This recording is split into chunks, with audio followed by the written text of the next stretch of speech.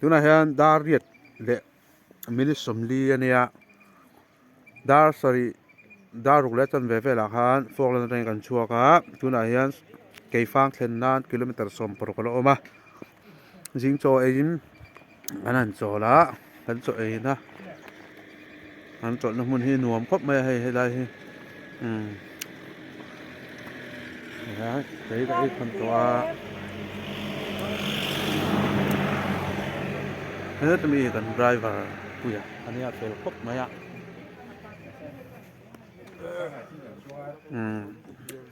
ta he le ya sai tual dor ai ho po he loin lam mu na sa he ho de kan lei phai ma na ngam conference sum nya ai ang dor nei mai po hi em mai hết à chok mẹ sai tual cầu thần biakin kota kan oma an cầu thần hi sang kha zakwa som panga din to ania Mizoram cầu thần hun le liam ber pol ania he biakin kota he bung lian lu tok mai azar le zum thak duai to oma a biakin omna hun a tha em maya a view te hi no ba heta hian ro re ding khom an nei do na chu han en vela ro re ding khom he na tu te ti chuan an biak in hian so ta son reception office permanent in an neya he tilama hian un nuam deuh mai an lo siam boka kau ran hel nget le lian sangtlung tak an ni zia atilanga general conference thleng tur le ro rel na hun atan po a hun om tak ani he tilama hian kau ran tho eng tura ma Sunday school hall vel turte mo sakna malak me ko oma nge kan thelwa ta han pandaran zar boka biakin chung te hi elu thenge mo han endon ani ro re rin khom nei la tur ania cross channel hle me a ro re rin khom moi sang luk khan na zam tu pillar hi kan no chen do ni gallery aton ton ni om chuak vek poka he lama hian pona hian pandaran zar kan ti to kha ta hian in rin nia ro re rin khom nei nga palai ve nga pu chairman hen ti chok sak non ni ngai dan tha deuh nei chang kang deuh nei ho kha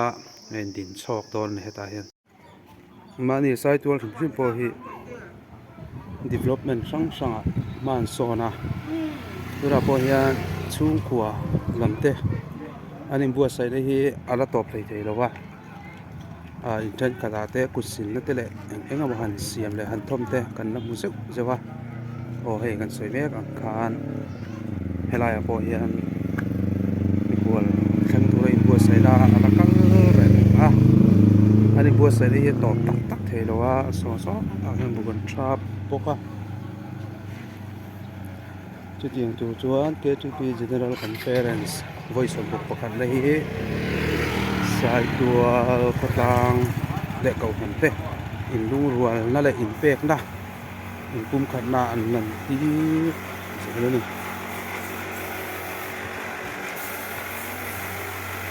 ang po ni la kom pi nuam tak mang tura ani bua sai tan thakop mai soi tak ang khan dor ho hi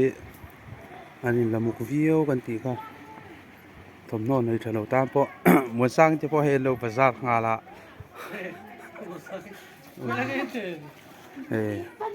dor te po amuk tran lom mai ni bazar ngala me ni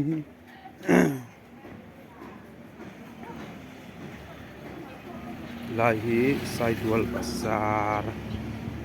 ania ia pandal en sin dor ani ta hen photo booth oma ta ta point tha la ho so no ne pandal theng do na hian thingpui dor te oma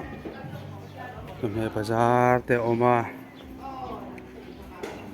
khompui mangtu te tan in nang fang tur po thadon ani hela hi traffic security main office tour ani dona hian sai tual kho chu hi faya zuk le hom timi tan po kan zuk le hom pai phim khur ngai dong khop maya zel bung han pai mai ngam na turom lowa tinga kan tiang kan mai zel wap han pen tlak mai po han thlan om ani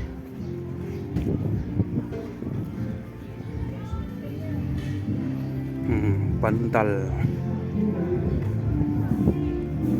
ama samadi na sa lang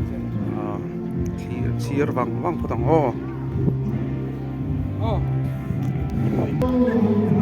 pandal sir foto buta ni heta hai pastor bial sang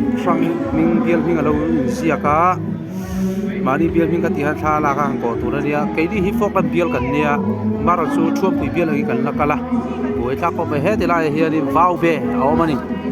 hi ni to pui le vau an tia vau han vul lai tak chu so ka bi po so vau vul ania he lai pe hi office central KTP office te ri do na ni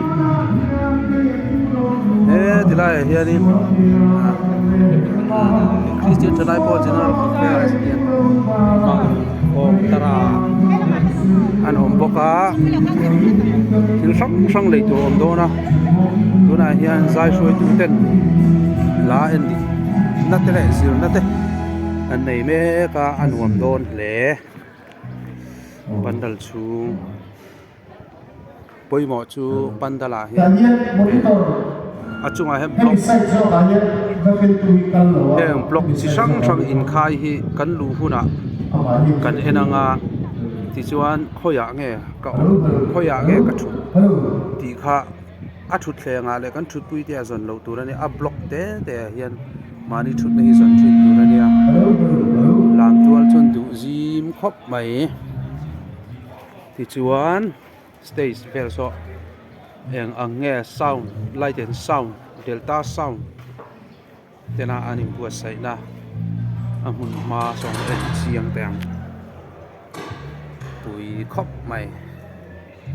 sa khomu mal nei lo tan chone jam rum na tham khopa puye nia pilaya hen zi ma mani en lam tu chu pandal chu zau thadeng deng view wa a zau view na chung hen kan leng don chuang lo ti kha chu chiang sa reng pandal po dai a structure a tha a chung ku puan an man po ki a tha light and sound po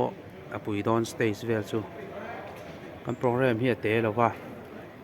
general conference ve me khalo ni poka chu wa dan items nei tu ta tan chuan in anwam view do ra ni atilaya light and sound crew te po an ha view do na tin pandal duty tur big reception tele sanitation te po ni chu an buai lom via wa an ha via wa ni hello mi hi sound system musician te ho an ni hin rim le don via wa sound pon chop pui view mai kan ti to kha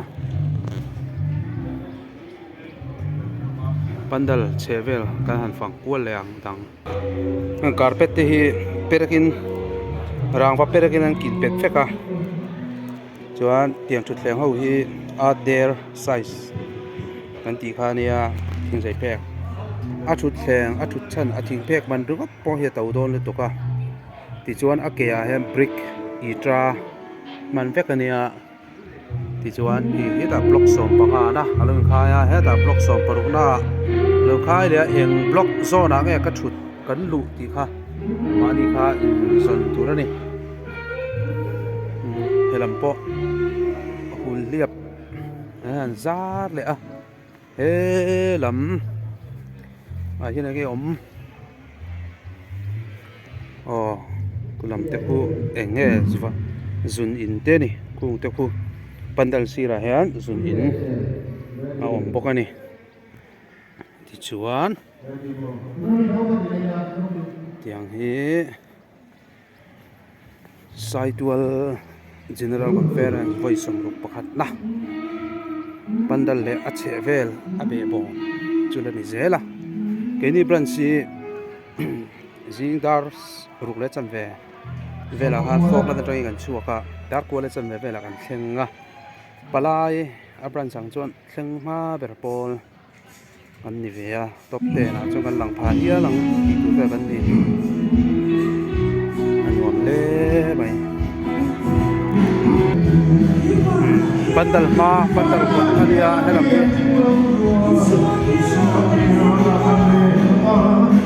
nuam don